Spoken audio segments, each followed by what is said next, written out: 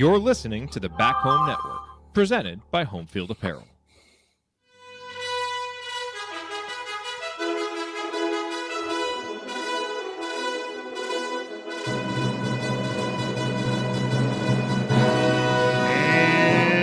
Welcome, Hoosier fans, to this week's edition of Assembly Call Radio, where each week we discuss the most important topics in the world of Indiana basketball. This is our 301st edition of Assembly Call Radio, and it is our 959th episode overall of the Assembly Call, recorded on the evening of July 27, 2023.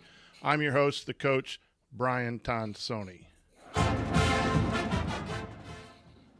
And let's begin this edition of the Assembly Call, how we begin every edition of the Assembly Call, and that is with our Hoosier Proud banner moment. And Indiana is the national champion. When it comes down, Indiana will be champion. Smart takes the shot. The Hoosiers have won the national championship.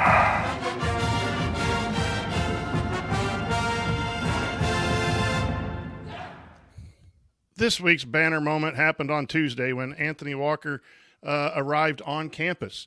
His arrival means that the 2023-24 squad is together for the first time. Of course, there's always a chance for a late addition to the team with the extra scholarship that is available. However, having the team together allows the coaching staff to start evaluating the team as a whole, figuring out what every player can do, who plays well in what positions, and what aspects of team play need to be addressed the most. Anthony's arrival also signals that we are getting closer to the start of the school year and practice. Yes, I said practice, beginning in earnest. Summer work is so vital for individual and team growth. So the squad is present. Let's get to work on meshing this team together to maximize all this talent. Okay, now let me introduce my co-host for this week. Jared is off this week. His daughter is celebrating his 7th birthday. Ryan is somewhere on Twitter fighting with Jay Horry over the U.S. women's national soccer team. And Andy is he was going to get here, but a soccer match for one of his daughters lasted a little bit long, and he will not be able to be here. But we do have a special guest from our community, has coached youth basketball for 24 years in the Columbus, Indiana area, most recently in the Columbus Revolution program and at Parkside Elementary. It's Bob Moats. Coach Moats, how are you this evening, and what is on your mind about Indiana basketball? I am great. I'm wearing the shirt here because earlier in the day there was a conversation in someplace that I had with Jared, and he I mentioned something and a bunch of us, and I said something to the effect of, if this team is not a tournament team, I am the doppelganger of Tom Selleck from the 80s. And he asked me to put on a Saturday shirt, which I have several, and I've decided in honor of that request to wear the IU Saturday shirt. It's got all sorts of fun stuff on it. The 5 banners are here, and just thought, and that it's also indicative of the fact that it's almost that this is the last show in July. It's almost August. We go back to school in 7 days. A lot of other districts are back through high school. The kids will be back on the college campuses en masse in about 2-3 weeks. And that just means basketball's right around the corner, like you were saying. We're ready to go. I'm ready to start hearing some balls, some balls hitting hardwood and in unison. Absolutely. And in order to do that, you need Big Ten Media Day for football, which was held the last 2 days. So yep. The gridiron is just around the corner in a couple weeks, which then leads to basketball. So we hope that the Indiana Hoosiers and all of their transfer portal additions will find a way to get that magical 6 wins. Tom Allen spoke earlier today.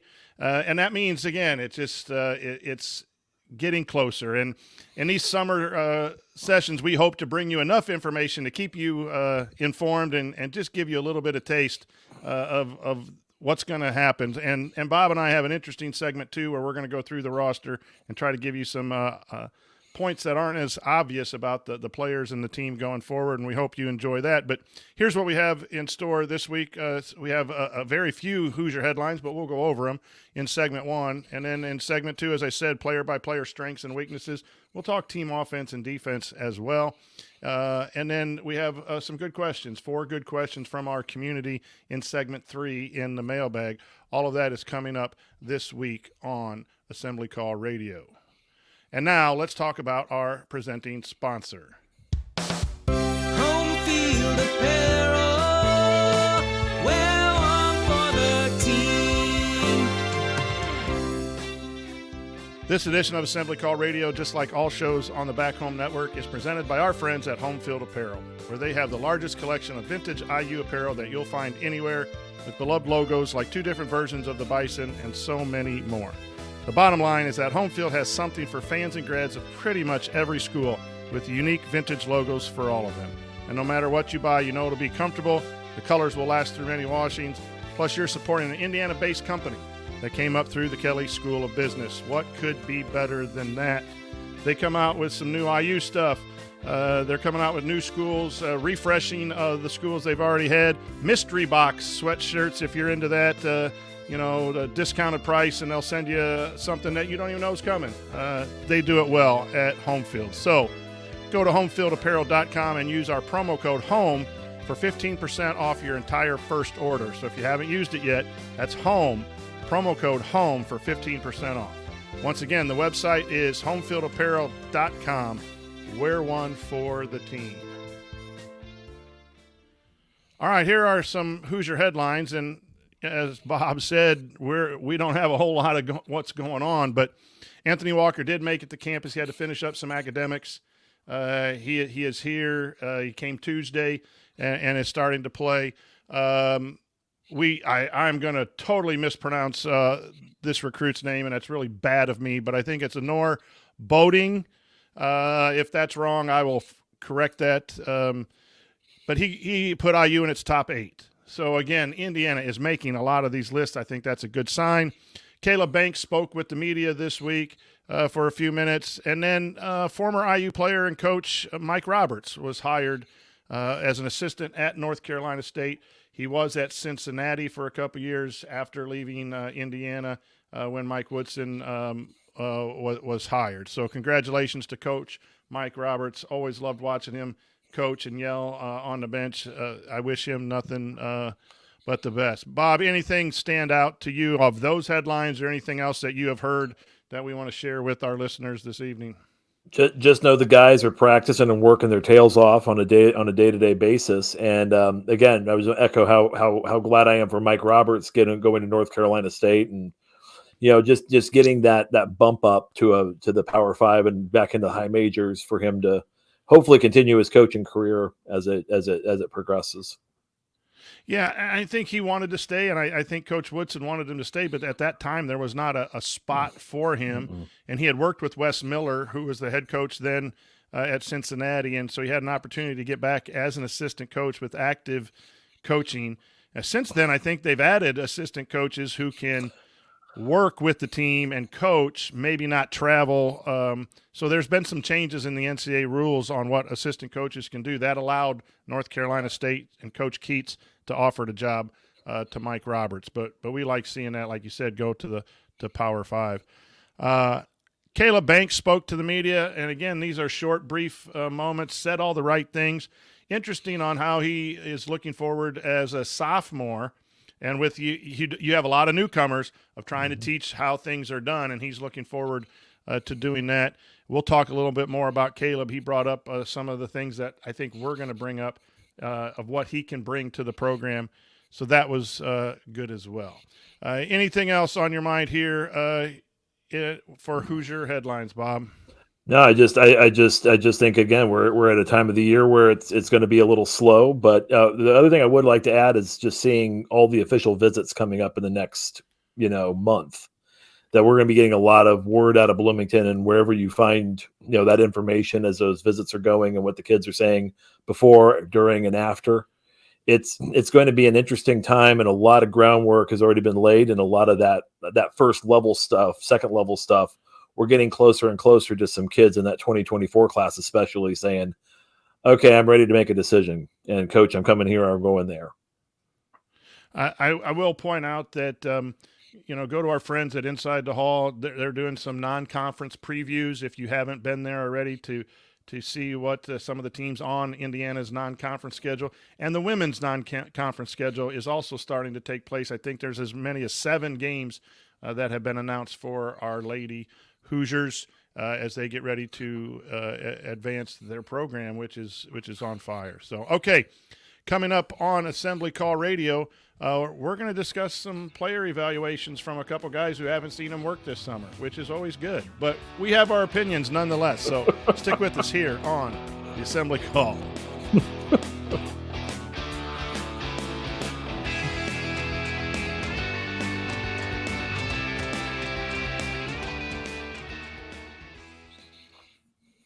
Welcome, everybody. Thanks for tuning in late July on a real slow news week, but hopefully Bob and I will interest you in some player evaluations coming up. So we're glad that you're here. In my new renovated Indiana-themed man cave, I got the IU basketball shorts over here outside of camera view. You can see the football jerseys in the back. Probably should get them under glass at some point, but that's too expensive for this teacher right now to do. But we're renovating 3 floors, flooring and painting, and we're doing the painting ourselves. And so that's a little bit of news, but it feels really good down here. Changed it up a little bit, so that's exciting news on my behalf. And as you said, school starts for you very soon. It's August 7th for me, so I have another week off before we have to be in for teacher days and students on August 9th. And I like what I do, but it's closer to basketball season, so we got that going for us. So, all right, let's get into our discussion of the roster. Here we go.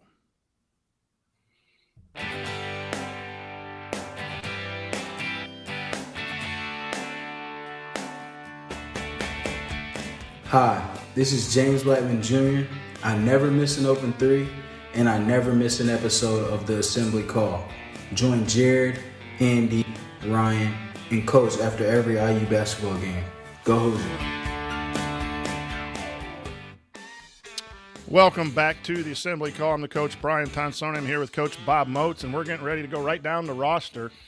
And we're just going to talk about things that we like and things maybe the players might need to be concerned about or what's some room for improvement from our eyes from afar. As we said, we're not in practice. But we want to stay away from some of the obvious things that have been said over and over here in the offseason and maybe give you a couple things to think about for the roster and a couple things to watch as we start laying our eyes mid-October, early November on this Indiana basketball team. So let's start right now, Bob, with Xavier Johnson. You can go with the non-obvious positive or something you think you would be concerned about coaching Xavier Johnson going forward. It's incredible. Maybe it is obvious, but I think the most obvious thing about it is you get a guy who's played 6 years of high major college. This will be his 6th year of high major college basketball, leading your team of freshmen and sophomores, basically, with Galloway, different ball game. But you're talking you got a bunch of freshmen and sophomores, and you've got the steady veteran, or you get the veteran at the helm. And I think his year last year, sitting next to the coaches, sitting on the bench, allowed him to see the game from a different perspective, a perspective he's never seen before, because he's always been out on the court. The thing I always found interesting about XJ, that first year and even a little bit in the second one, the thing that his ability to see, I would say, the whole floor. I think he makes incredible reads on level 1, which is ball handler moves going. I think he does incredibly well with level 2 moves of what to do with that person who's rolling. My question is, without Trace Jackson-Davis feeding in there, knowing that Ware will renew both in particular, even Mgbako a little bit, Sparks at times, all those guys are going to have some moments, are going to be really good. It's going to be different than Trace Jackson-Davis. What is he? Is he going to be able to see the level 3 actions? Is he going to be able to see the other players on the court, and then when the tag rotates over, hitting that player like Trey Galloway or CJ Gunn out on the perimeter, looking for the off big that's not the screener, in the dunker spot? Will he? Is he going to be better at that element of the game? And it's really for him, this is the best team he's ever played on. I think bar none. When you think of those 3 years at Pitt, even the first 2 years at Indiana, position, 1 through 5 going on the floor, this is going to be the most talented team he's played on. The question is, how's he going to respond to that?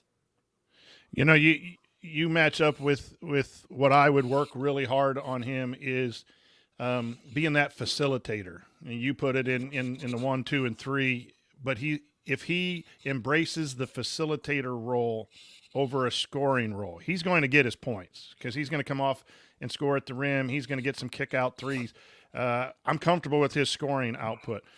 But when if we can remember when X was really good, was that end of that first year he was a Hoosier, and he was getting 7, 8, 9 assists. Now, he only did that for like 5 or 6 games, I think, or there was a stretch of play at the very back end. It was the back third of the season, and including the Big Ten tournament when Indiana went on the roll to the semifinal and really made the tournament with that. So that was my thing, too, that I would work on him, is seeing that floor as a facilitator. And you mentioned, watching from the bench. I know Coach Woodson trusts his point guard sometimes to call stuff, and now he has a better handle on that, I would imagine. But that's something I think you need to work on. The thing I'm going to bring up that I really like that I don't know is obvious, I think he's a pretty good defensive rebounder from the point guard position. And Indiana struggled, in my opinion, rebounding the basketball. And tonight and throughout the start of the season, it's going to be, I'm going to beat that in over and over and over again about how Indiana is going to be better rebounding team, and that's going to help their defense, and that's going to help their transition offense, which we're going to talk a little bit about too. I think something that sometimes we get caught up in the pick and roll and the points and the 3 points and his defensive pressure, but I think X is a pretty solid rebounder and will help overall rebounding. Let's move on to Trey Galloway. Your thoughts about Trey? What strengths would you really bring up, and what's something that you would work with or be somewhat concerned about with Trey's play? I think Trey is a great example of a secondary driver, and I think that and you look at them both, on the offensive end of the floor. While XJ and Ware might be doing one thing, you may have Trey on that other side with Mgbako or Reneau ready to set up and can run some sort of ball screen action, whether it's you have a strong side shooter in the corner or you have whatever. His ability to get to the lane and facilitate from there is to me just a huge asset to the program. I think the other thing defensively, this is your kid that gets on the floor. This is your kid that, will dive into the other team's bench for a ball. This is your kid that will, he's going to win the floor burns and practice award if you have those. That's where Trey Galloway, jumps out at you. That and also, and again, just really kind of understands the, how the offense is supposed to flow, how the game's supposed to flow. What I'd love to see him be is just a touch more selfish.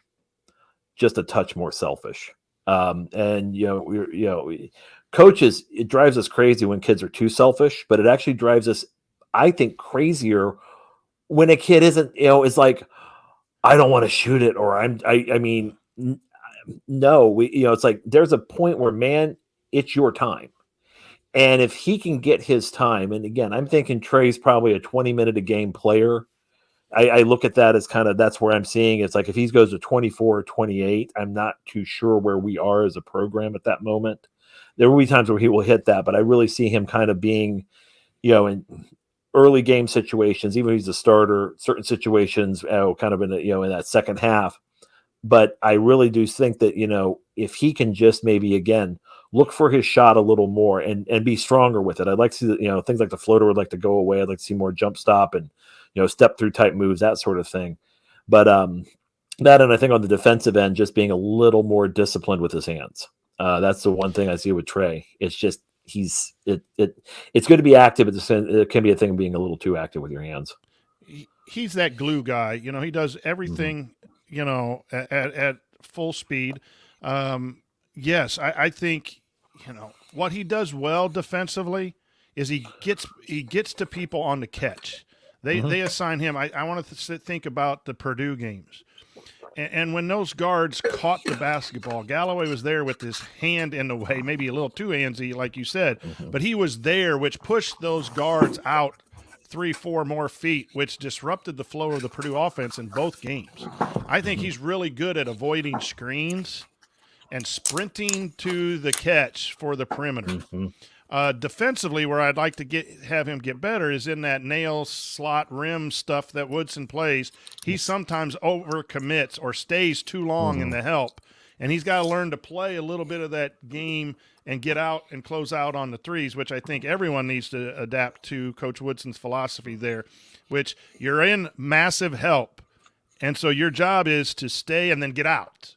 And I think a lot of players what I've read about that defense is that it is just so hard to not stay because that driver is coming, to anticipate when that – and you brought it up too. He gets out of control a little bit on his run and jump passing. I'd love to see him have those play off 2 feet, a 2-foot game added to that. I know he scores a lot off the off-balance layups. That's good when he goes up. He looks a little awkward because he goes off the wrong foot and he lays it up or does a reverse. That's some talent there. But I think adding to that game is that ability with that speed to bust in the lane, go off 2 feet. We call it Villanova pivots, and pivot back out and find a shooter on a European cut or a kick back from where he came from. Add that to this game as opposed to only being able to fly in and either reverse layup or throw the ball to the opposite wing as he's jumping that baseline drift. Just a moment on that moment of that nail slot rim construct, and I think it's true anytime when you're in a help situation. And I also think it's important when we start talking about like tagging. I thought that nail position is like it was almost like you're reversing the tag. That instead of tagging the screener, you're actually tagging the ball handler. And I think in so many situations, and I think they got better at this as the season progressed. But it's that whole thing where when you have that guy on the nail, the ball's going to get stopped. You have help behind you. Your job is to basically force that position more east-west than north-south, or maybe southeast or northwest versus, you're trying to just kind of you're buying your guy time to get through the screen. And I think if Trey can I think you're right. If he can figure that part out and then that quick close out to that slot wing position when the ball handler gives it up, that's going to be critical. And I think we're going to talk about that, and that's going to be a key thing what we're talking about a little later. But it's really where Trey is at this point in time, where it's like just not you don't have to do it all, man. You don't have to do it all. So a newcomer probably into the starting lineup. We haven't seen a lot other than highlight tapes, and highlight tapes are always going to show the good things, and that's Mackenzie and Mgbako. So I'm just going to throw this out. Obviously, he can score. What I'm interested in seeing from him is he, I think he can get there on the drive. I think he can post. I think he can shoot. How efficiently he can get there at the college game is really going to matter a lot to Indiana, but he is good at all of those things. My area that I want to see him be good at as quickly as possible is picking up Coach Woodson's defensive stuff. I think for every superstar that comes in, whether you're ranked in the top 10, positioning off the ball is one of the toughest things to pick up, because when you're scoring 20, 30 points a game, wherever you're playing, you're probably not being asked to be a defensive stopper. And then when you come to college, you're going to have to play. So that positioning, and then along with that is if we are playing him at the 3, can he guard that 3? I assume if Indiana chooses to play him there, they believe that and his athleticism. But those are things, that I think I would be working with him right away on. The other thing is just score. Come on, dude. Just we need you to be that guy to score at all different levels. Your thoughts on Mgbako from what little we know? I'll jump offensive and then go defensively. I think he hit because I think he hit the main point, the big point with him, which is, okay, kid, welcome to the big leagues now. You're going to level up now. You've been playing against kids your age or maybe a year older. Now you're playing against you're playing against men now, and it's going to be a different feel. The big thing for him offensively for me is I know he can drive. I know he can dive. I know he can cut. I know he can do a lot of. I know he's not a 6'9" 3-point shooter. I know that. What I don't know at this point is how good is he going to be at when the defense attracts to him. Can he make a play to get it to somebody else? Can he and especially at college game speed and how fast? Right now, probably not. But how fast is it going to take for him to pick up on that to be able to make more of those types of plays when help side gets engaged, whether it's a bounce pass to the dunker spot or a kick out to an open shooter? That's going to be essential for him going through. I think defensively, I'm interested to see how he's going to leverage his length. That I think part of him is going to be where him as a three. First off, the three on the other team's got to guard him too. So right. It's like, you put Ethan Morton on him, I'm not, okay, post that kid up and just see what happens. Well, and that's what I said in the community when I showed the little Furman play, the chin punch or the 45 cut, right? You could put him in spots where the bigs are on the outside and you can dive him down against a smaller three and take advantage of that. That is a plus when you have an athlete that can score outside or inside and is going to really play that three. You're right. It's huge. Yeah. So, I mean, at this point, the next part is that defensive portion, which is, okay, he doesn't have to be 2 steps away from the guy he's guarding with the ball. He can maybe he can maybe take a step back and still be effective to challenge the shot because the kid's built like a college, built like some of those team centers, or at least built like a college 4, college, even at the height of a small school college, small ball college 5. So he's got that, that some of that physique where, okay, and again, even on the drive, it's like, okay, you can drive on him. And if you're a 6'4" guy and you're trying to go up off 1 foot for a layup, I have a feeling that thing might end up in the bleachers if you're not careful. So I think defensively, it's going to be him kind of figuring out his body and how that's going to translate to the college game. But I think a lot of it, coaches, I think you're dead on with the scheme. He's got to figure the scheme out and got to get that quick. And it's like, and that's going to be, I think, a big key for him in those first 2 months is how much does he pick up in those buy games to be able to figure out, okay, this is what I'm supposed to be doing. So then we go to Malik Reneau, who had a pretty good freshman year. We've talked about the fouling. Here's the thing I think that he does well. I think he is a basketball player. I think he understands the game. I think the key thing is his passing. I think he could be a really good passer, and that's something that I don't think a lot about with Malik Reneau because he's got his footwork is nice. He's got some up and under moves inside. The obvious thing that we've all talked about is can he stretch the floor and shoot?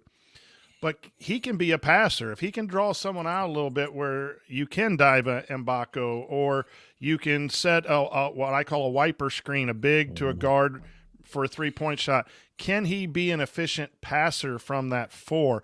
I believe he can. The area that I would really work with him on is being more aware defensively and getting to spots quicker. I think some of the reasons the obvious foul trouble was because he was reacting to the speed of the game instead of being aware, anticipating, and not letting the guy flash, or when the guy flashed that he's there at that spot, and then understanding his body. Like he's going to be strong enough to guard from a little bit of what we call gap or space. He doesn't have to get all in. He was heavy with his chest. He's got to back his chest off, be in a stance, use his length, 6 inches away from somebody. A lot of times freshmen come in, they think playing hard is getting right up in someone, especially in the post, because they've been able to dominate like players. Even at Mount Verde, you play really good players, you're able to body up a lot, but you can't do that in college because your hands come down and all of those things. So better awareness, be alert to the ball, get to the position of the catch before reacting, and then being more in a stance away from the guy and still be able to defend. That would be my area for Reneau. Your thoughts on Malik? Yeah, I was thinking all day passing with Reneau. It's like his high, and especially him in a high-low game. So love that you hit that. I think the thing for me defensively that I think is I think he's quicker on his feet than he shows. And I remember watching him again, that the Miller kid from Miami, and the struggles. I think he probably, in the limited possessions that he guarded him, probably handled him the best of any of IU's players, with maybe the exception of Trace Jackson Davis. And I would say that Reneau, by that last game of the season, had figured out a little more about on ball. I think the off ball part is where, that's where some of the struggle is. But I think he's figured out figuring out the speed of the game, and you can now see him being able to guard high level, high ability, high major wings, basically driving fours like Miller was from Miami. I do think the other thing for him offensively, though, what he really needs to work on is his ball handling, especially as he's driving the ball. It's one of those little. He's never really been expected to do that against tough competition. But I think for him, when you see him put the ball on the deck, I'm like, I think most of us are like, okay, well, let's see where this goes. We need to be able to see that he can, get there a little quicker and a little more efficiently, maybe use more footwork, on a stronger first step, use that size as a big who's handling the ball, and just get tighter with it. And I think going up against Mgbako, Walker, in practice, Ware in practice every day, Caleb Banks every day, he's going up against these guys. That's going to help him immensely get stronger with the basketball. And then the final starter, as we kind of presume the starting five, is Kel'el Ware. Your thoughts on Kel'el? Again, we haven't seen him in an Indiana uniform. Highlight tapes and some of the plays at Oregon. What does he do well? That's not obvious. If we can find something, and what's something that we would work on with him if we were coaching him.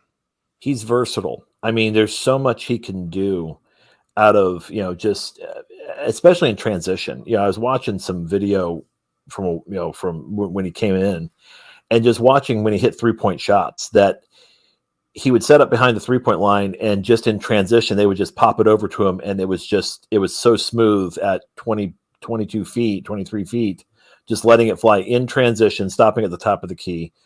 And that it basically can be so effective in transition, opening up your offense. I can't remember a guy at Indiana that had that sort of weapon in their repertoire at this stage of their, really for a long time. I can't think of a big that had that ability just to be able to do that. And if you overplay him there, he can just cut, and you've got him in, you've got him there for an easy look inside.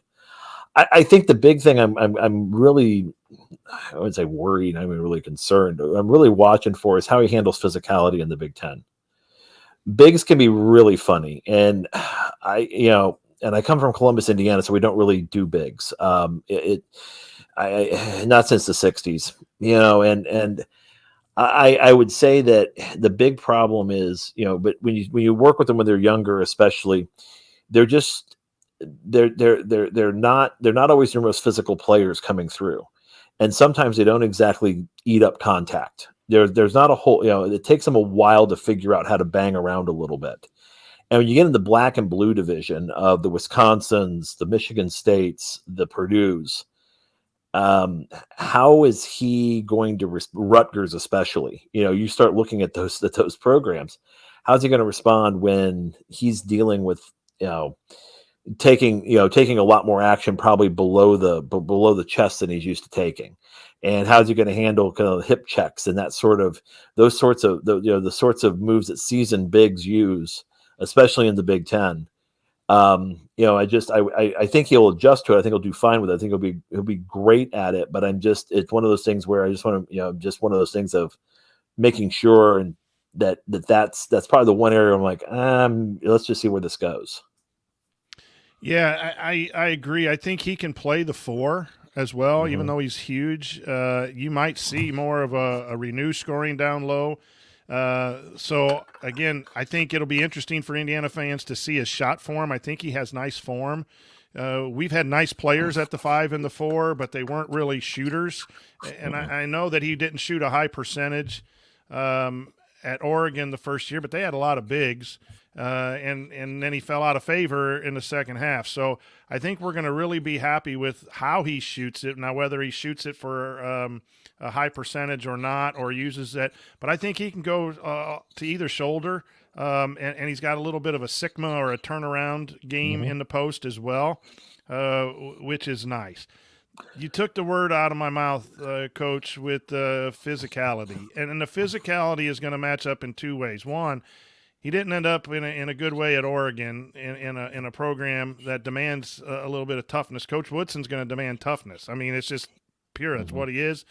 And so the thing to work on is you got to coach him, and you got to find out how he can be coached, right? Can he be coached hard? Or do you try to draw out that toughness through other measures? But the thing to watch there is probably not so much Kel'el Ware.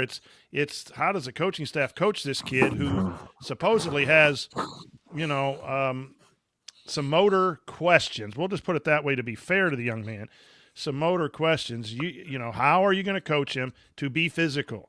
And physical is not just being a bully and fouling and doing all that, but it's being able to take a bump in this league and score. It's able to, take a drive in the chest or defend, to block out, to rebound. It is a very physical league, and you have to be tough. And so that's going to be the area. I know I got a little bit of inside information that they're really, really been coaching him hard, and not mean hard, but just really staying with him about playing at a high level with a high motor, with a high amount of energy, because then his natural ability will shine. But I'm looking forward to seeing him shoot the basketball. The positive is shoot the basketball in the post, mid range, and three, and hope that he's successful. It's just smooth from what I've seen. There's so much interchangeability. I just want to say real quick, there's so much interchangeability. I think you hit the nail on the head with this, between what we call the 4s and the 5s. That Reneau may be your low post guy, Ware may be your high pick and pop guy. Where some programs that's like the 4 versus the 5. There's so much Villanova type action that you could run with these guys. Right. It's so fascinating to see where we're going to start. How that's going to move. You can have a lineup with Banks at the 3 and Mgbako at the 4 and Reneau at the 5, or Ware at the 5 too. So Mgbako can take some minutes at that play at that spot too, or you could have Galloway, CJ Gunn can slide down to that 3. There's a lot of roster potential here where people aren't just going to be a 2. They're not just going to be a 3. They're not going to be a 4. It's going to be a bunch of availability there. But let's go to a couple guys that we hope have real breakout years that were freshmen last year. And when they had their limited time, they had some issues, but they also showed some ability to do some things well. And that's CJ Gunn and Caleb Banks. We'll start, Coach, with you. CJ Gunn, your thoughts? With CJ, I just think a lot of it, just comes down, can he get into the groove of the game? And, trying to figure out, coming off the bench, getting in the flow, getting in for, 4 to 8 minutes, and knowing full well that, he may, he's got, be very selective in his shooting. He hustled on defense. I could tell, I know that much. I mean, the guy, you could just tell he was doing everything he could. He's running the floor on offense. He was playing hard. He was playing freshman hard, as we were talking about a minute ago. But I don't know, at this point, it's like really watching him. I really think the big key is, we know he's a shooter. We know he can. We're pretty sure he can drive it. We know he's a hard-nosed defender. And it's just the real question is, can he handle the ball well enough, I guess, to be a college off guard, to be that secondary lead type guard, to be more that slot sort of player? Can he get a ball screen and do something with it, is really the question for CJ Gunn on the offensive end. And conversely, and that's that. I think that's the big thing with him. I would just add on to this that with him, Caleb Banks is kind of the same thing, because the question is, what do you do with these guys? Are they 3? Are you talking about wings? Are you talking about off guards or 4s? I don't know what they're going to look like, but I know that at this point, if I'm looking at, because I think a lot of the things that I like about CJ, I liked about Caleb last year. I'm just going to add this real quick, and we can kind of I kind of see him as a package deal almost. Right. Caleb, to me, it's going to be a question of, can he attack a closeout? Can he put the ball on the deck? Very similar to CJ. And then defensively, just making sure that he's, off ball, doing the things he's supposed to be doing on the help side to really just make this thing work. CJ, for me, what I like about him is his vertical play. Like, he gets off the ground. He had some monster rebound dunks. I think a couple of them. He's able to get up, and that goes back to that rebounding that I am just going to talk over and over and over again. I think when he plays the 2 or the 3, he can go in and get some rebounds and initiate transition. And if we want to play faster, which I love transition basketball, give me the Lakers and all of that kind of stuff. I just love that style of play. You need rebounding. And you need rebounding and go. And I thought Indiana played better last year when they turned Trace Jackson-Davis loose with rebound and go and had him initiate off the break. I thought that turned out really well. Well, now if you got 4 or 5 guys that can go rebound, we talked about X rebounding. I think CJ can get off the ground. The question about CJ is not necessarily is he going to get better shooter. I trust that he's going to get better. It's where is his shot? Is he a catch and shoot 3 inside out, or can he come off a screen heel toe or jump into it, whatever his preferred method of shooting? Where are his shots going to come from? What is his best way to catch the basketball on the move or stationary? And then how is Coach Woodson going to use him? But I think you'll see more shots go in. He'll get used to the game. I was really pleased with him defensively. He was a little handsy at times, but when you don't play, Bob, but you come in, and I never saw him loaf. No. And that's hard when you get a minute or 3 minutes. Like, one of the things I think maybe is not obvious and should be obvious to all of us is both Banks and CJ Gunn gave maximum effort, and they didn't seem – they had to be frustrated without playing. Everyone's going to be frustrated without playing, even your most bought-in, reserve. But to me, it never really showed on the court. Those guys at times really did some good things. And so Caleb Banks I know I'm going to catch grief from this, but deflections. When I think of Caleb Banks, I think of he deflected the ball, dove on the floor, got loose balls, got some offensive rebounds that were, you talk about motor. He just had a nose for the basketball last year. At 6'7", if you're going to play him at the 2 or the 3, I think that's going to be fantastic. And there I go again, going to get loose balls, going to get rebounds. Those things take a team from 22, 23 wins and move them forward if they can, right? I mean, with all other things. I'm not saying just diving on the floor for loose balls is going to win more games this year than what they won last year. But those guys bring that. I think the thing for me with Caleb is he's got to be able to score in contact at the rim. He's got to be able to finish at the rim. He's got to take a hit the shoulders, lean into the chest, and be able to go and score. I thought there were times when he missed a lot of shots at the rim as a freshman. He was trying to avoid contact instead of taking the contact, finishing and one. He's got to have a physical presence. You talk about physicality. We have a lot of guys who have to be more physical. And again, it's not dirty. That's just being able to take a bump and give a bump. And Caleb is one of those. So much of it, real quick, just so much of it comes down to you initiating contact. Right. Are you the hitter or the hittee? Are you instigating or are you responding?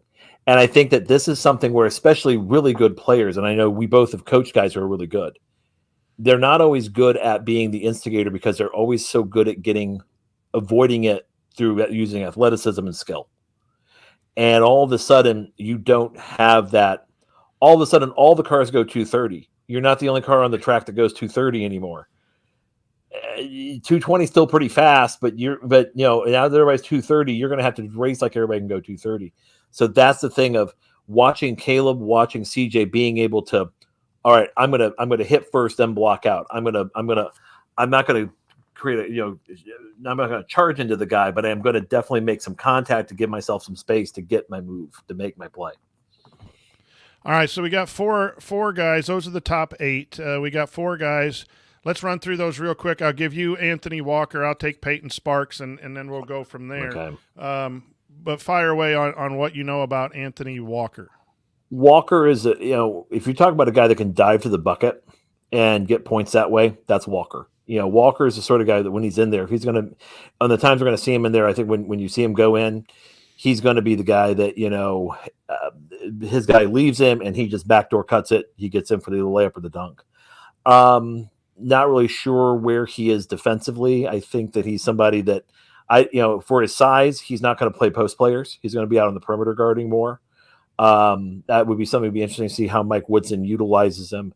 I'm just curious to see how much he utilizes him, at what situations he gets used in this throughout the season. And then Peyton Sparks, I think his strength is he wants to be an Indiana Hoosier. I mean, he's talented. He played at Ball State. He's at Indiana. He's not just a body, but he wanted to be at Indiana. And he's a hard worker. And so when you have to go against that in practice, you better bring your A game in practice when you got someone like Peyton Sparks that is busting it. Like he's at the rim scorer.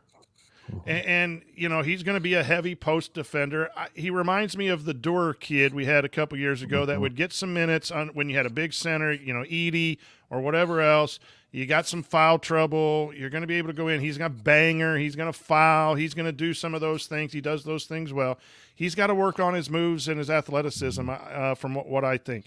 But his heart and his mind are in the right spot from everything that I've heard.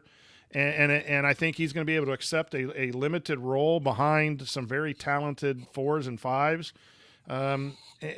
Again, his benefit might not be in the box score. Dominic, I think he did go to Winchester. I'd have to confirm that he did. So again, that's someone you want on. You want that guy on your squad. If you're 9 or 10 on that squad, you want a guy that just loves the program. That'll do anything for the program. That'll always be there, always be on time. And then when you put them in because of a foul trouble or injury, they're going to give you everything that their athletic body can give. And I believe that's Peyton Sparks. I think that's a strength. I'm going to give you Ja'Kai Newton. I'll take Anthony Leal. Go ahead with Ja'Kai. Newton, I think he's going to be an incredible force getting to the lane and just making stuff happen there. I think he's going to be a mad dog on defense. Don't know about his shooting yet. The biggest thing with Ja'Kai Newton, get well soon.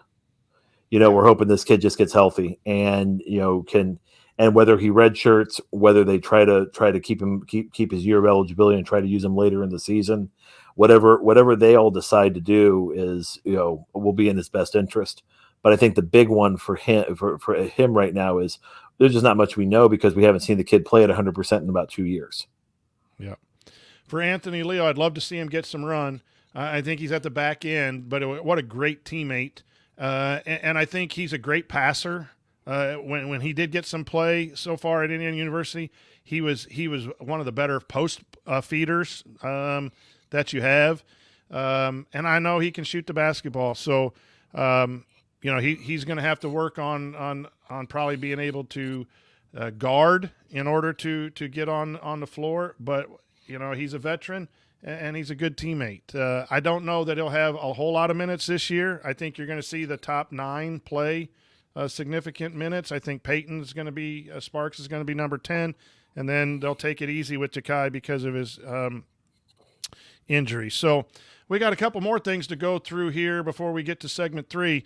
Let's talk about Coach Woodson. Some things that he does well, some things that if we were on staff, we'd maybe make some suggestions and so forth.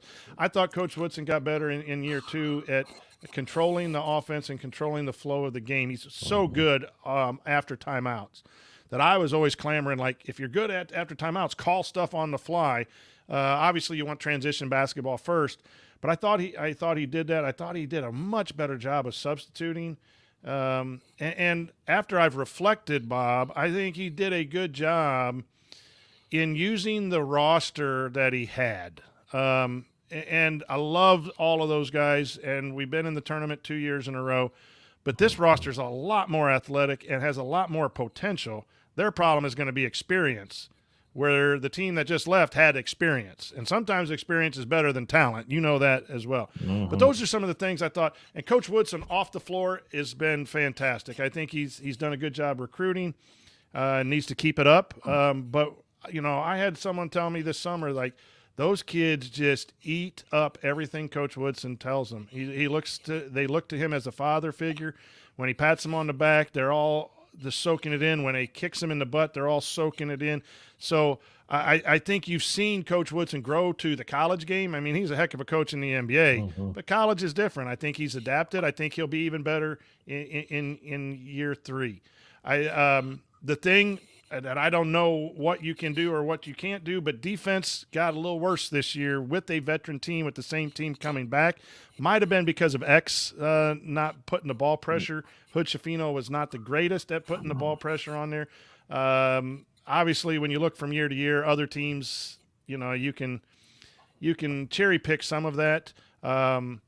I would encourage him to make sure you get some good rebounding teams out there and get out and go. I will talk tempo here in just a second, but I think he's on the right trajectory of getting to that experience with the college game. I think the staff, his hires have been fantastic. I'm in a lot better place with Coach Woodson now than I was in the hire 2 years ago. Culture. You're just seeing a culture. You're seeing an identity, and it's something we haven't really seen in IU. I'd even go back probably since the early to mid '90s with the sense of purpose. It sounds small, and I'll probably hit on this again, or I've hit on this before.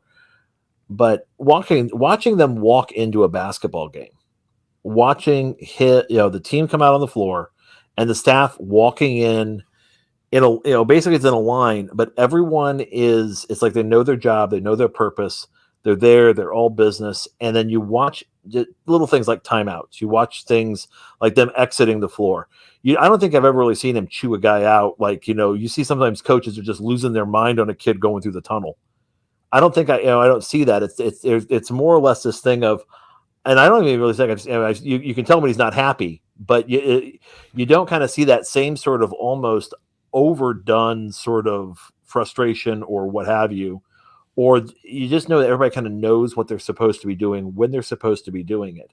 And it goes from, I would say, the guy that's heating up the burritos in the microwave all the way up to up through Woodson. It's everybody in that program has got a sense of purpose. And that, to me, I think translates to on the floor, translates to off, the practice, the practice gym, the training table, the weights. I think he's building that culture, which is just so essential.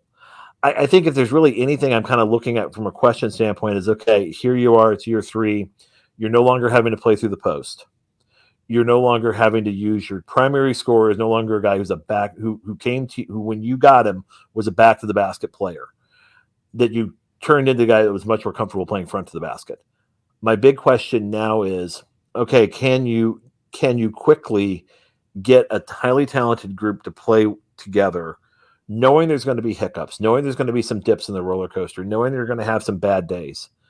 And can you get them to a point where by March, this is a team it's hitting on all cylinders and able to play at its highest possible level?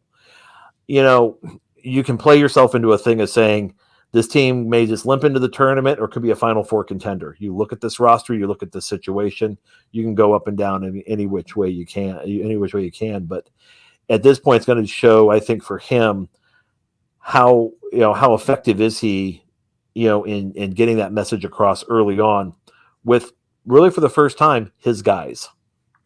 Yeah. You mentioned offense. I'm going to come right back to you. There's been a lot of talk about that the offense that he's wanted to play, he's got to get his guys in, and we're going to see this new kind of offense. I think that's the question, that we all have, and we don't have an answer until we actually see what they're trying to do. But you shared with me in prep of the show a few things, statistics offensively. I'm going to let you share them and lead off your thoughts. We're going to cover offense and defense, things we think are good, things we have questions about, and we'll finish segment 2 then after we get done with defense. But go ahead, share some of those things offensively that you shared with me. The question we have is IU's tempo good for them? In Woodson's first seasons, and this is where statistics and Ken Pom can be. When you start cherry picking, it can be a little problematic.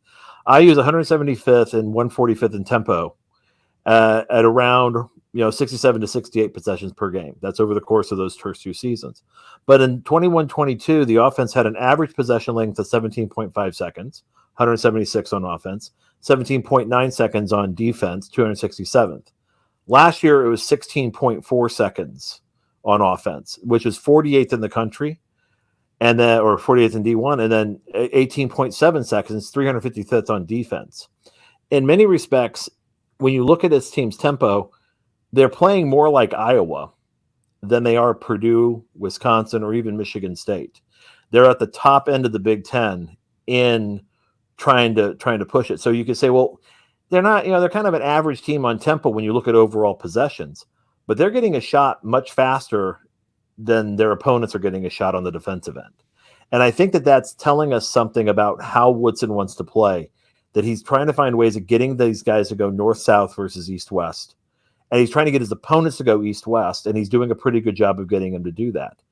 And unlike, I think, a Fran McCaffrey, who uses the ball press defense, uses different man schemes, other different zone schemes, and is probably willing to give up, I would say, 10% of his possessions for, he just kind of, cost of doing business is this guy's going to get an open shot. This is going to happen when this guy takes it.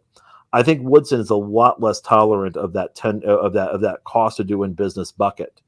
I don't think he's ever going to see himself as being, we'll just outscore him. No, I think his thing is, I want to stop. I don't want to get beat in transition.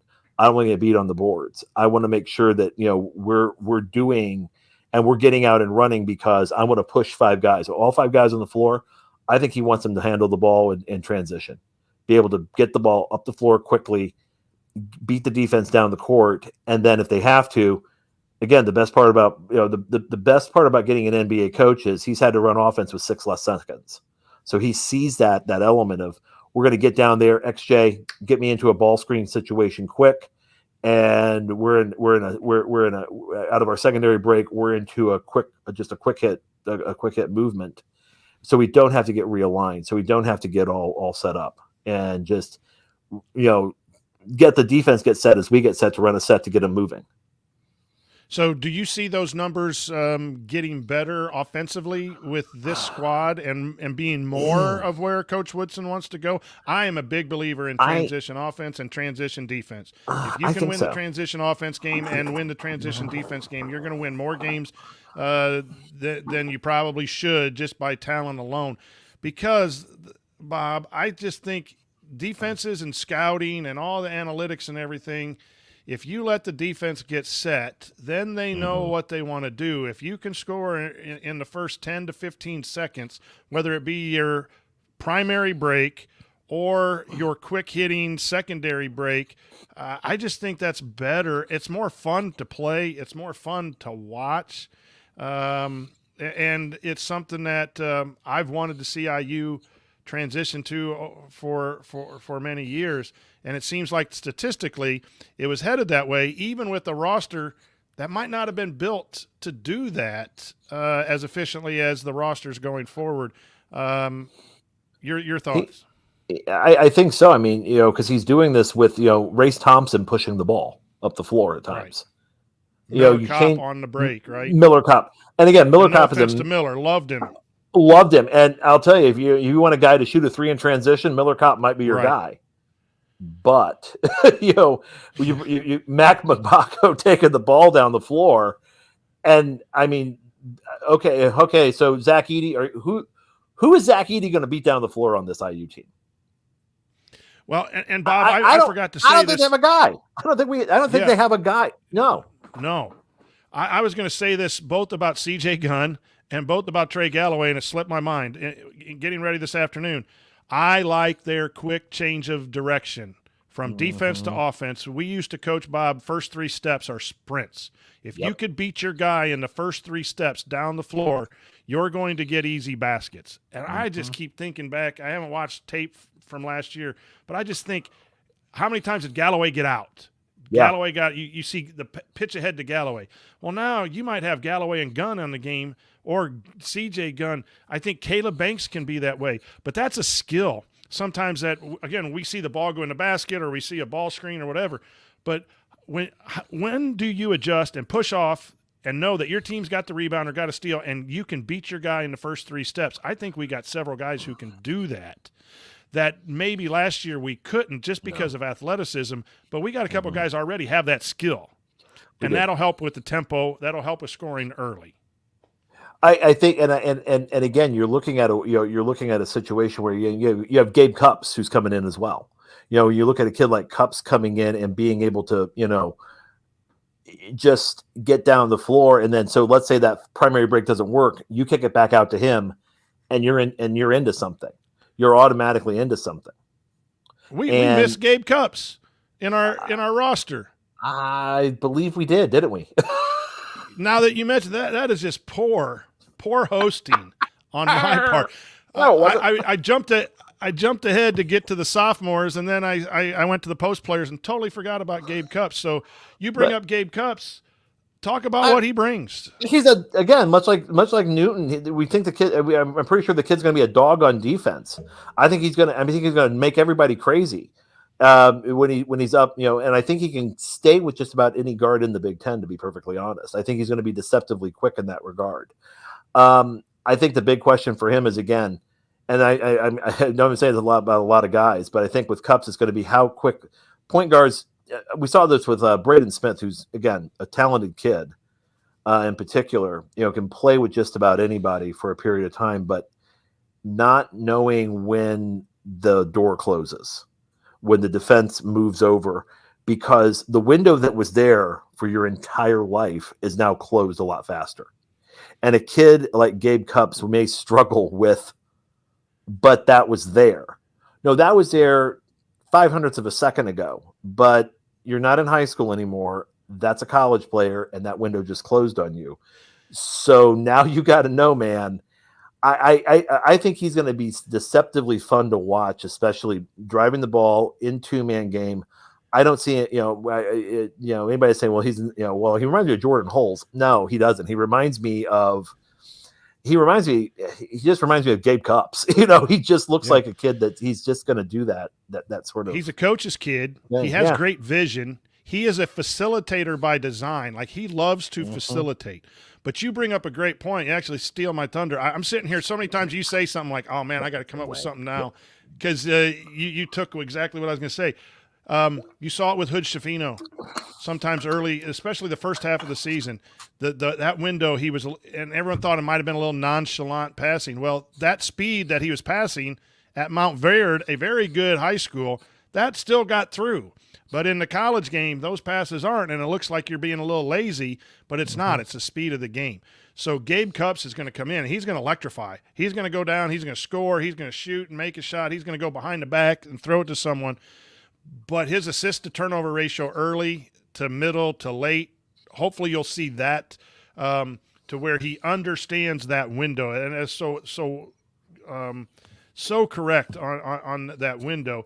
And then, obviously the physicality of that. I am interested to see how well he does guard. You get X and him coming in and hounding that guard. I can't believe I'm so excited about Gabe Cupps, and then I forget. Gabe, if you or your family are listening, man, that is my bad. I owe you a pizza or something from Pizza X.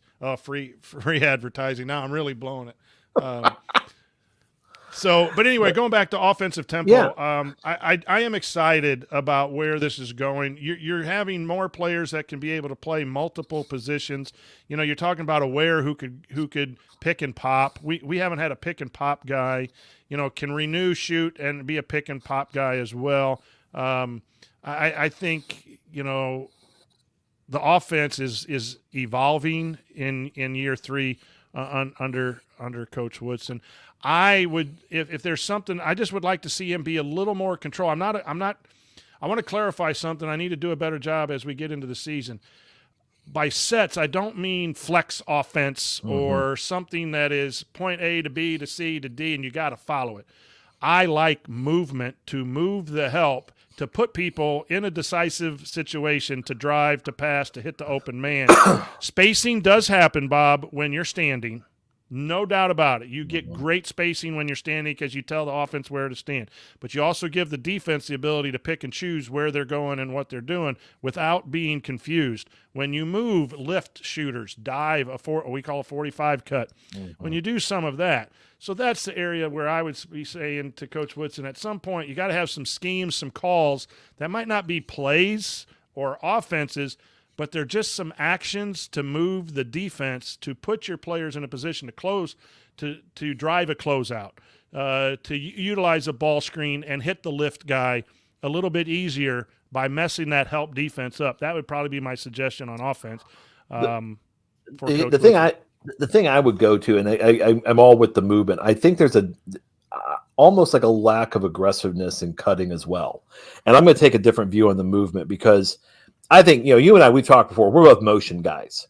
So when you're a motion guy, I mean, we go to the meetings now and we pledge to embrace the ball screen, which we were never told was a good idea.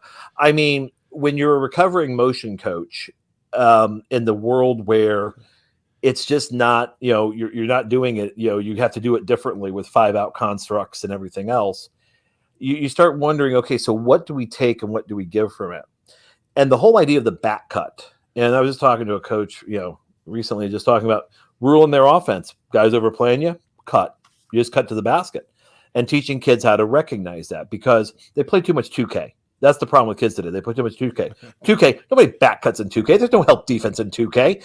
And then you put it on Yahoo mode, and so great. Steph just scored 250 points, and you're a cool kid now. But the point is that doesn't translate to real basketball. With Woodson, I'd love to see what Mike Woodson doing is encouraging that aggressiveness. And when they did it, it was beautiful. And you would watch some of the games and going, there's an open space right there. If Miller Kopp would just get off the drive line and attack it. And that's that movement you're talking about. Because I think so many times when we hear movement, we think motion, we think the back screen, we think, cross screens. Screen down, screen across, screen down, screen across. And you can hear like 16, 17-year-old kids going, why would we want to play that? But because it's, there has been some evolution in the game, much like we don't see the power eye in football anymore. We don't see a 3-2 alignment with screen down, screen across in basketball at many levels anymore.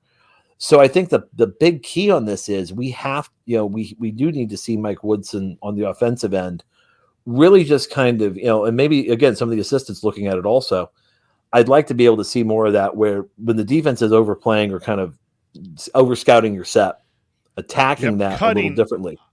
Cutting. I may steal that from you and use cutting more than movement because if you cut and you cut with purpose, you're moving to help. And that coincides with the newer game. And I also will now put on my resume, I'm a recovering motion coach. I also like that. But I spent 6 hours with Brad Brunell, who's at Clemson. Mm-hmm. He was at Wright State. When he was at Wright State, I had the ability to go talk to him.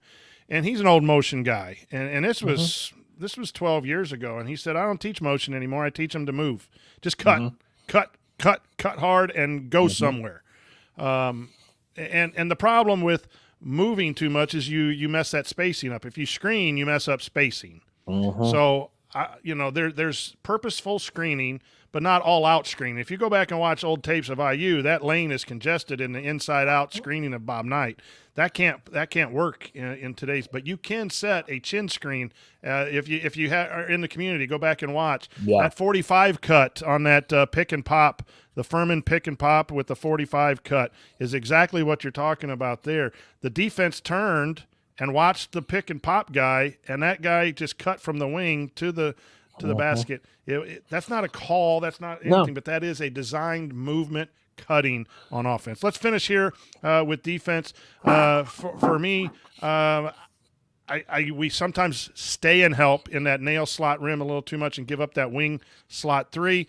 The other thing is I really like that we've had rim protection, but you got to crack down rebound. The concern for me is we did not rebound. Again, I'm so sorry to everyone how many times I've said rebound. But when you have size and athleticism, you might be able to go get that. When Ware goes to block a shot and the shot gets off, then you might have guys that can go snag that rebound a little bit more this year. Last year we didn't do that. We gave up some offensive rebounding. But I do like the rim protection. I do like the overall defensive scheme. And I think the longer length and athleticism will make that defense a lot better once they get it cohesive. Like you can have all the athletes in the world, but if they don't play on a string, Bob, then there's going to be holes where the other athletes on the other side are going to expose that defense. That's my concern is how quickly they can play as a team. Individually, I'm not so concerned, but rebounding. So those are my thoughts on defense. The play isn't over till you have the ball. And your ideal outcome is that you don't have it taking it out from the baseline, being after they scored it. You don't. It's not done till you got it. And And I think at times, again, you're dealing with highly talented, very, very talented kids. What they miss sometimes in the game is, it's hard for them to imagine playing that sort of the talent level equal or better at them in some areas, night in, night out. And that's where that, again, not just blocking out, but just being aware of where they need to be in the scheme position. Shot goes up, you're looking to get to your spot, basically getting on a body and being able to compete for rebounds. They got better at it in January and February, but I mean, there were some times I was showing pictures of 5 guys with their backs to their man watching a basketball. That's the sort of thing we need to, successful programs don't have those problems in January. So the highly successful programs don't have those problems in January. So let's see how quick they can get these guys up to speed. And I think that from the defensive standpoint, it's just getting the right type of competitive mindset early on. So there you have it, a real quick roster breakdown. Forgot Gabe Cupps, but went back and got him. Thoughts from a couple guys in Indiana that don't watch practice, but hopefully we know a little bit and can give you a little bit of not the obvious things, of some things to watch when you see the scrimmages, when you see some practice. You won't see it in any highlight clips because the ball goes in 99% of the time in the highlight clips. But hopefully, again, Bob and I talking some basketball. If you have any questions, get a hold of us. Let us know. Yeah. We like to share our thoughts with you. So coming up on Assembly Call Radio, it's Mailbag time. We got some great questions, and we're going to answer them next. So stick with us here on the Assembly Call.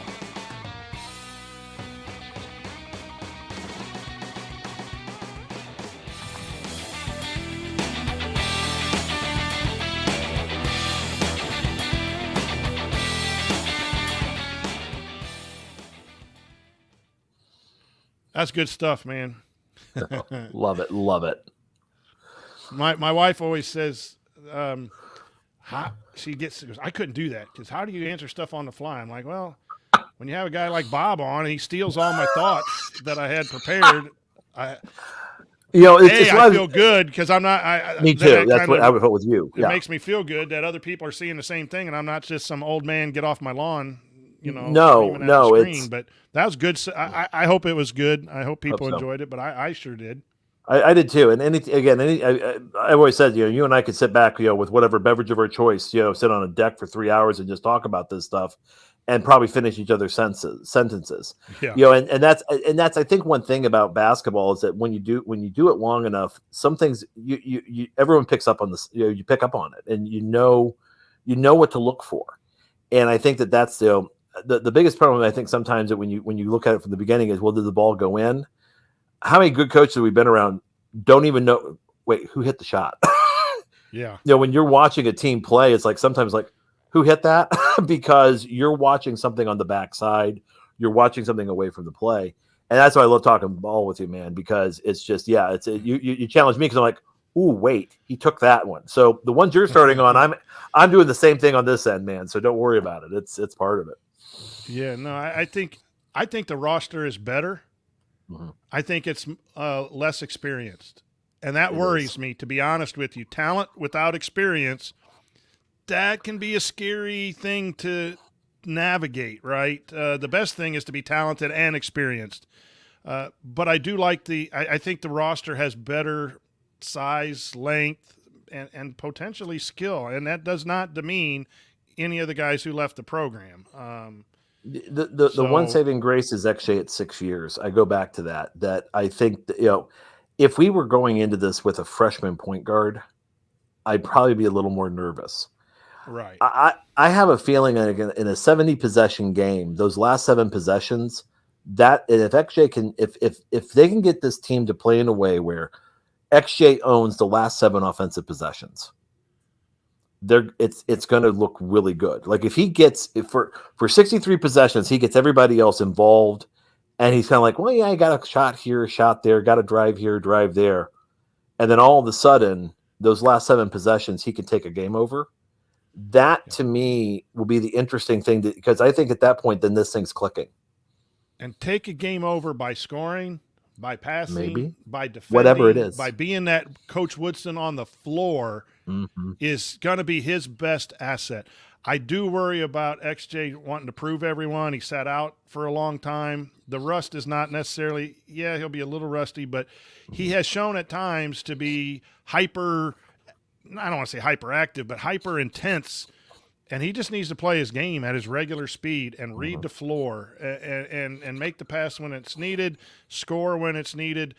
If he can bottle that last third of that first year – I don't think we saw it before he got injured. I thought he was up and down even at the beginning of last year. And so, yes, I do agree that it gives you a little bit of comfort knowing that someone's been there, really wants to prove himself as opposed to a freshman guard. That's better than having a freshman guard. But XJ still has some things to prove with his cerebral approach to the basketball game, in my opinion, and I believe he will. I believe he will. You don't stick around for 6 years and go through all that training and stuff to not try to do that at least. I think his mind is in the right spot. He's just got to make some good decisions. But we'll see. All right, let's get to these questions, and we'll call it a night and let you go.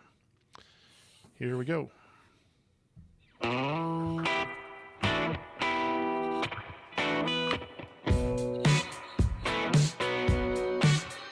This is Tim Priller, and I never miss an episode of the Assembly Call.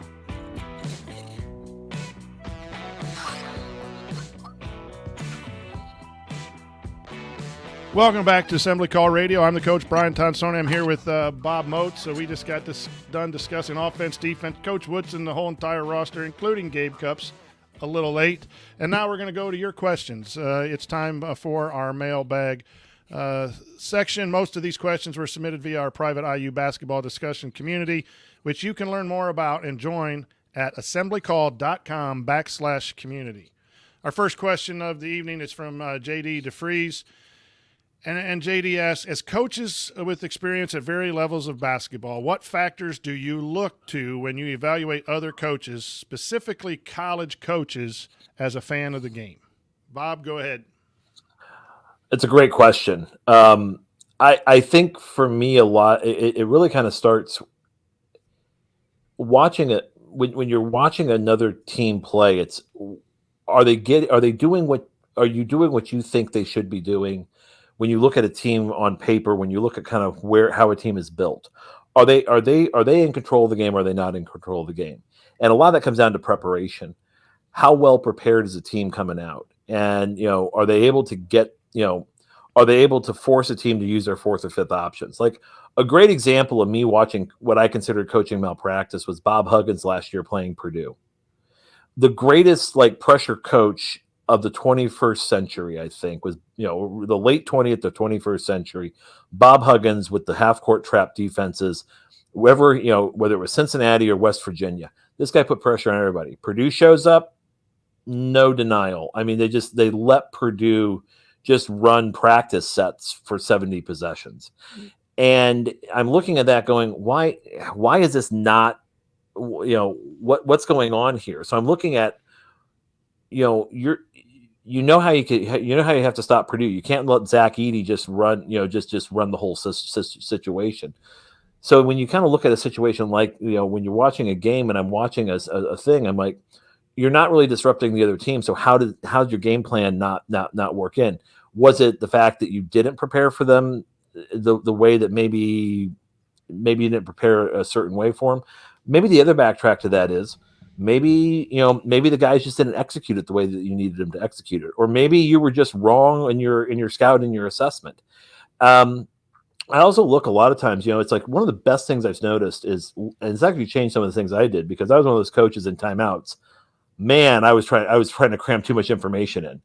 And I always found myself when I started watching the timeouts in the college game and just wait, that's what they're saying? Oh man, I've been a head coach for 20 plus years. I mean, okay, I can pare this down. What do I really want to say in 30 or 60 seconds? What do I really want, the point I really want to get across? And so when you kind of start thinking about, you're looking at how programs, how quick are they getting back to something, to executing the simple things, doing the small things right? And, everything from how guys are landing, again, we were talking about going off 2 feet, hitting jump stops, how they're catching a basketball, all those little things that you're kind of watching, those attention to detail things that, can be the edge of the difference as to one team being better than another team. And a lot of that is coaching, and a lot of it's done on the practice court in the film room. I think as a fan, I listen to a lot of coaches in their post game, and when I cover for Assembly Call and the Delphi Bracketology, being able to go to games, I think you can tell, at least for me, being a basketball coach, you can tell who's giving you the answer to get rid of the interview versus a guy who's really wanting to get rid of the interview still, but still talks game. If you've been to clinics, coaching clinics, you just saw you meet some coaches and you see them in an element with other coaches. That helps a little bit. I will always agree with you on watching the details. Jay Wright with the jump stops at Villanova, just fundamental basketball. And you can tell. I'm forgetting the guy who's out at UCLA right now. He's got my hairstyle. I know. Why am I forgetting that real quick? Mick Cronin. It's Cronin. Mick Cronin. I have friends over in the Cincinnati area, head coach, and they went to watch his practice. It doesn't always mean you're right. Like, I had heard great things about Archie, and I liked the way Archie talked basketball, but he didn't have a way to relate, right? So sometimes your opinion changes, but when you're watching TV, I totally agree with you. Anytime on FS1 or whatever they're having the mic'd up coaches, I would suggest fans watching, even if it's a game you don't want to watch. You will learn so much. There was a game, Ed Cooley, Providence against Mike Anderson, St. John's, and I think it was Ed Cooley, and Ed Cooley just coached circles around Mike Anderson. It would be, what was going on in one timeout versus what was going on in the other timeout, and I'm just sitting there going, man, this guy is where I'd want my kid to play versus this guy. And I'm very pro coach, so I don't like to criticize coaches like Mike Anderson or whatever, but it was very, obvious in there who was getting the communication done to their team at a more efficient way than the other. So I like to hear these guys talk. I like to see what they run. You see sometimes I'm not sold on Hubert Davis down at North Carolina. They have a lot of talent, and when it's hot, it's good. You can tell sometimes, I think, when you've been in the game for 20 years, you can tell guys who are riding the talent boat versus guys who are really affecting the game. And coaches probably affect, 2 to 4 games a year. Actual during the game change that. I mean, obviously during practice and their strategy and game planning, they probably affect that more. But you take a program that's going to win 20 games and put a good coach in there, they're going to go 24 or 25. You take a program that's talented enough to win 20 and you have a bad coach, they're down to 14 or 15. I think that's kind of the variance. But I look at fundamentals, what they're running offense and defense. After timeouts, I think are huge ways to talk about how good coaches can influence the game. I think that's where Coach Woodson is really excellent at his ATOs. I think those things are things that I look for in the coaches. Real quick on Hubert, if you guys want to watch an example of what Coach is talking about, watch the last 30 seconds of the national championship game. Because I was actually thinking about this question earlier today, and watch what happened when he came out of a timeout on the sideline out of bounds play. And just watch it and just decide for yourself, because I had the same questions on Hubert. And I'm not saying, you can develop into this. I think one problem coaches have is, if you've been an assistant coach for 25 years and all of a sudden you're a head coach, it's a different ball game. So I think for them, it's a little different when you're sitting in the captain's chair. Mediocre Jay sent in a question. What are some lineups you're interested in seeing this coming season, and what are some offensive actions or sets you'd like to see those lineups run? We kind of covered that a little bit in the offense. I like that chin action, which is a guard-to-guard screen at the top with a back screen by your 5. It gets a guy under the basket. Again, in the community, we showed a little bit of that in the last Coach's Corner. Again, I'm going to steal Bob's words. I want more cutting than actual plays or set continuity offenses, teaching the kids to cut and move and lift as opposed to just standing in the dribble drive, ball screen type world that we're in. I like small lineups. I'm interested to see Mgbako, Banks, Gunn, and XJ or Cups at the 4, and then throw in, Reneau or Ware at the 5. And not as a starting lineup, not as the best lineup, just as a lineup that's out there at some point playing for a segment of 5 or 6 minutes. I think you got some athletes with Xavier and CJ, Banks at the 3, Mgbako at the 4, and you put Ware at the 5, or you put Reneau at the 5. I mean, those are some athletes now. And you could, interchange, Cups and Newton when he gets healthy. Again, the athletic diversity of this team is going to be fun if it can overcome the newness and the inexperience of meshing together. They have an opportunity to do some things. Your thoughts on some lineups or sets, actions that you'd like to see, Bob? Interested in seeing what happens when XJ is not on the court, how everything flows. I'm interested to see, who does Trey, do you keep Trey out there with the CJ Gunn? Do you let Gabe go out there with Trey, or do you let Gabe go out there with CJ? Not really sure how that plays in. I think that lineup combination is huge. I'm with Coach with small lineups. I like small lineups. The post to me is, it's like you really want movement from your bigs. You want high-low movement. You like, weak side post when dunker spot, because then you're putting their man in a help dilemma. Whatever you can do to do those things. I'm going to say, Jay, if there's one concept that's hitting me upside the head right now that I've just been obsessed with and trying to figure out how to do it, how to do something with it. Motion strong, motion weak constructs out of San Antonio or Davidson from 10, 15 years ago. YouTube it, Google it, look at it. The whole kind of idea of what they do with a fast, rapid initiation of the offense, and then what they do to get the ball moving. You watch San Antonio from 10 years ago, and the ball never hits the floor until the ball never, there's some possessions the ball never hits the floor, some possessions where they go right in a 2-man game. There's so much you can do out of those concepts. I'll be interested to see if IU tries any of that this year. Very good stuff. IU grad Mark says, any idea the longest time between signing, quote, normal high school recruits has been for IU? Looking at people scheduling officials for this fall would mean we haven't signed a kid we are recruiting out of high school for nearly 2 years. I think Newton was the last one. Just seems abnormally long, even in the age of speed dating to me. I think Mgbako was a high school signee, correct, technically? He is, yeah. I think I know where Mark's going with this, and right. And it goes long term. I can't think of a time. I know this much. I look back. Cody Zeller didn't sign until November of his senior year of high school, and that was after they had a 2-person class with Sheehy and Oladipo. I think a lot of it's just a matter of I get where we're going with this, because it's been a long time since we've seen a long-term investment pay off. Like, we're doing great on the scratch offs, we're just not doing really good on the 5 number tickets. I think the key to watch is, where do these guys end up? And I think that, I think I've said it before in a community conversation we were having on recruiting momentum. I think Thanksgiving is our drop dead. Like, when you look at Thanksgiving, and if you see 90% of IU's targets have gone elsewhere, then it's like, I think Mike Weemuth and I'll be looking at you going, well, this didn't go as we were hoping. And that's when you're not worried, but you're thinking a little bit more about it. Yeah, I think too, part of the reason is you're in year 3, and to develop those long-term relationships where someone's going to sign in the spring or sign in the summer,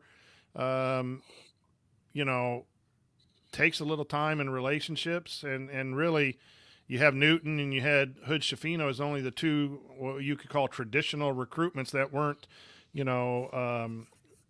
Mgbako went to Duke first, and Bates went to Texas first, Texas. so we've been really good at that. And then we grabbed Reneau was at Florida first, so we've been good at those short-term things. But I think it takes time to build relationships and the continuity of the staff. And, again, I think that's probably where Coach Woodson has come in from the pro game to the college game and kind of maybe was a little slow to the speed of what needs to be done and what his efforts were to be. But I think now he's totally understanding of where we need to be. The next two classes will tell. Traditionally, though, it was November signing for most classes, though, right, Bob? Even back in our day, everyone waited. They may have committed. The commitment could come at any time. Signing is always in November. The technical signing is in November, but the commitment is probably what IU grads talking about. I'm going to put it this way: you're an 18-year-old kid, and your phone's blowing up, and your question is, if you're Trent Sisley, are you hoping it's Kenya Hunter saying hi, how you doing, or the cute girl in the algebra class? One thing that's hard to do when you start thinking about recruiting, there's 16, 17, 18-year-old boys. They've got they're picking a college. They're trying to pick a program that works for them. They may not, they're not even in decision mode yet. And they've got a lot, and at this point, it's like, I think a lot of this is, there's a process to this. And think about when you picked your college, when you finally said it's time for me to go someplace. I think Coach was a lot like me. The minute the acceptance letter from IU came, said, when do I get to go? Yeah. But when you're a Division I college basketball player, especially in the top 50, in the most elite sport we can think of, that's a hard. They're going to take their time on it and still do the things that teenagers do. And our final question is from Jim Tom Hoosier. He says, which player do you think will have a breakout season? Can't pick Geronimo. I'm going to say CJ Gunn.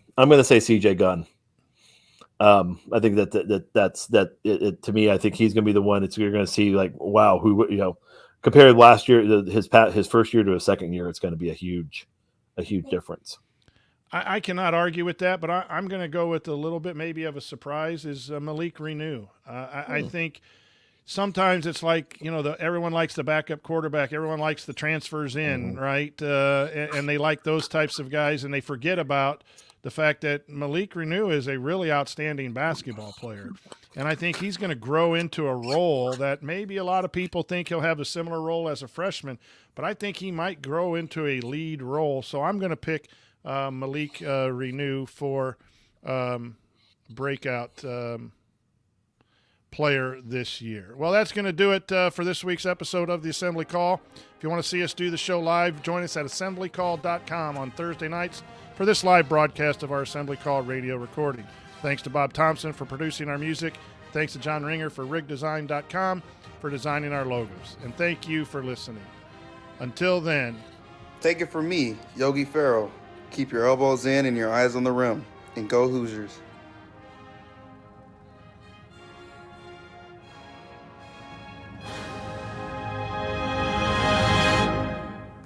That's it. We're done. No more questions. Thank you. Thanks for coming out.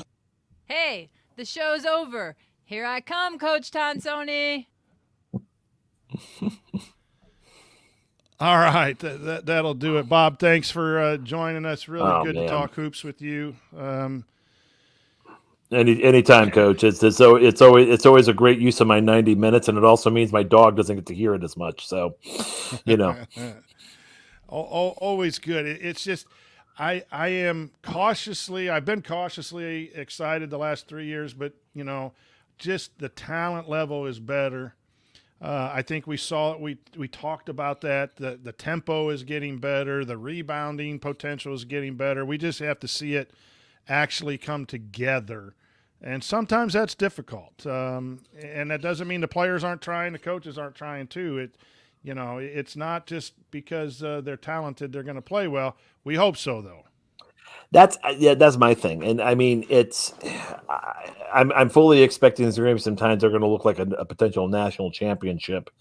And then 4 days later, they're going to look like this is a team that should lose in the first round of the NIT if they make it. It's like I'm kind of just preparing myself for that sort of up and down season. I think in the aggregate, we're going to feel better about this team than we did the last two. I'm thinking that's our best case scenario is that don't talk about where we are in December. Look at where we are in March. I think I'm going to say all year this is a tournament team. They just have to find that. They just have to find themselves in it. But it's so the best thing. Again, we all know the best thing about freshmen, they become sophomores. The best thing about sophomores, they become juniors. That age, that experience, that youthfulness. It can be very frustrating to coach through, and we really haven't seen Mike Woodson have to deal with that yet. He's usually had more or less he's had veteran squads, so it's gonna be interesting to see and I'm sure he can do it. I'm sure he's going to show us that he can do it, but I think it's something that we're going to be watching moving forward. Where you feel comfortable with Coach Woodson is in the NBA. You got player turnover every year. But in the NBA, you don't generally play your rookies either. You play veterans, or you sign a veteran who has had some experience, which you can rely on, right? So there is a little bit of a learning curve for all of us coaches when you have, at the high school level, when you replace, 3 seniors and your leading scorer with a good sophomore, you understand that there are going to be nights when that sophomore plays really well, and then that there are going to be nights where that sophomore doesn't play well, and you have to coach that youthful team a lot different than you had to do with that that veteran team. And so that's something that you trust Coach Woodson to be ready for, but again, it's different than the pros. And so all of these things are out there, but the roster to me that we went through tonight is better and has a good chunk of potential to be reached that we haven't seen for a while. And regardless of where Indiana, I think the recruiting is leading to the program being where it can compete at a higher level on a national stage going forward. It's in that direction. We look a lot more like Alabama, Auburn, Texas than we do Purdue, Wisconsin, and even give me another one out of the Big Ten, Minnesota. We look like a team that's a national team. We look like a team that's, when you start talking about Elite Eights and Sweet 16s, those are the teams that are there, and the ones that really kind of show those things. And so, I mean, and again, man, anymore we're watching these tournaments, and you're the bracketologist, and so you tell me, but it's like that 8 seed, that 9 seed. I don't know if it doesn't feel like it's more frequent, but we've had 2-16 upsets in the last 4 years. We're seeing there's a leveling of the game, and by the time you get to March, the seedings definitely still matter. But this year, I mean, the best seed in the tournament, the best seed in the Final Four was a 4 seed, and it wasn't because the bracketologist got it wrong. It wasn't because it's just because teams are that good. All year long, you want to be ranked in the top 25, right? You feel pretty good about your program if you break the top 25 and it's on your Twitter bio and your Instagram page. We're 19th. Well, if you're 19th in the country, you're a 5 seed. You're a 5 seed, yeah. And I'll tell you, 19 can beat a 1, a 2, or 3 ranked team at any time. And that's the thing that opened my eyes with the bracketology all those years ago when I started, was that if you're a 7 seed, you're in the top 28 of the whole country. So 7 plays a 2 in the first weekend. If the 7 wins their first game, the 2 play, that's a 7-2 matchup to get to the Sweet 16. That's not guaranteed. That's why, getting to that Sweet 16 is special. And even if you look at your top 10 seed, go 1 through 10, that's your top 40 teams in all of Division I. Yeah. Obviously, teams in the 30s are not as good as your top 10 teams, but they're capable athletes on a one-and-done situation of winning a basketball game. That's why, I don't put a Final Four or a national championship as the only way a season can be successful, because you can have a successful season, just run into a roadblock. We know that all too well with 2013 team.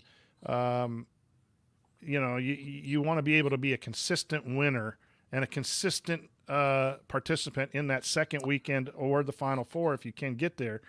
But you got to start somewhere, and I'm pretty pleased with where Indiana is at this time. So I talk a lot about being the top 2% of college basketball.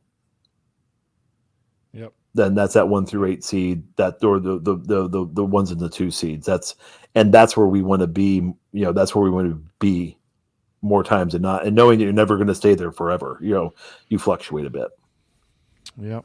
All righty, my friend, that'll do it. I'm gonna get this off to Ari so he can publish it. I thank you. All right.